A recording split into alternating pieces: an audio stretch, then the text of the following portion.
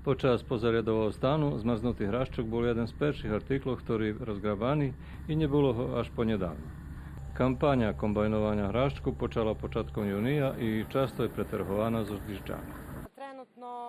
Teraz vidíme liniju za prerovok hraščku. Počali sme robiť 2. junija i odtedy robíme u 3 zmenoch. Kapacitet jednej zmeni kolo 30 toni, namáhame še toto vytvoriť. So s priljevom hraščku sme zadovoljni, a tiež i so s urožajami. Tota chvíľa výhodná za hraščok i maunu, dobre sú naplnjeni i zrna majú čežinu.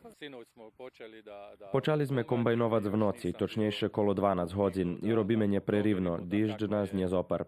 Ešte som nebol u fabriky, ta neznam jaký urožaj i kvalitet.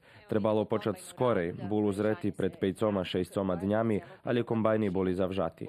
Nepozno ani teraz ešte neprezrel. Kombajnovanie hraščku trvá deň a noc i gazda Ferenc rachuje, že toti 24 hektári budú gotovi za nepolni 2 dní.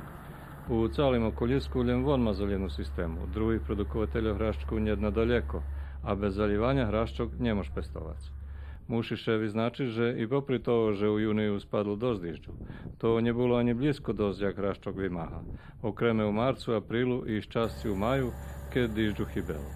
Okrem toho, u tej časti bačky ani u juniju nespadlo veľa, len da 15-16 litri po kvadratný meteru, co sprem deficitu 100 litri, nič.